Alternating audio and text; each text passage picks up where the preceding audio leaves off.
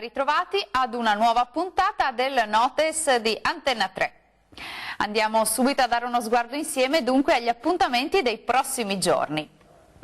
In marcia con Advar, domenica 27 ottobre dalle 10:30 si svolgerà la 18ª edizione dell'evento organizzato e promosso appunto dall'Advar. Tutti possono partecipare a piedi o in bicicletta, scegliendo il percorso da 4 o da 2 chilometri con arrivo sempre al Parco Olimpia presso la Casa dei Gelsi, dove ci sarà anche un ristoro. Lo scopo è naturalmente sostenere l'associazione trevigiana, rivolgendo così anche un pensiero speciale alle persone che soffrono.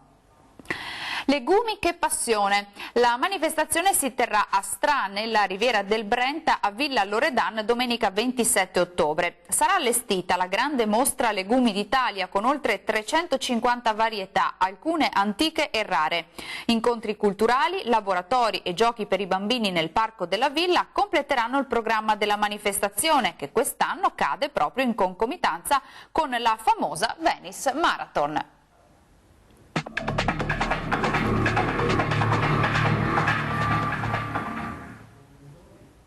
Nel 1954 Trieste tornò ad essere italiana.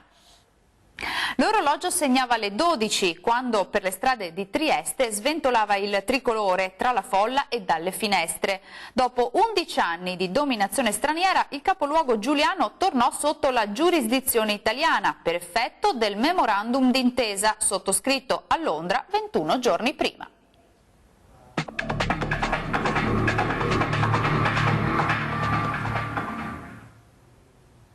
Ciò che dobbiamo imparare a fare, lo impariamo facendolo. Aristotele.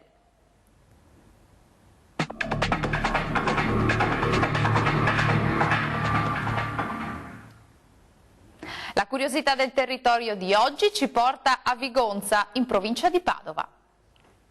Tra i monumenti e i luoghi di interesse vi è la chiesa di Santa Margherita, situata nel centro urbano, è sede parrocchiale ed è dedicata a Margherita di Antiochia. L'edificio venne costruito tra il 1834 e il 1837. Fa parte del complesso anche l'antico campanile. Bene, dal Notice di Antenna 3 per ora è tutto. Arrivederci alla prossima puntata.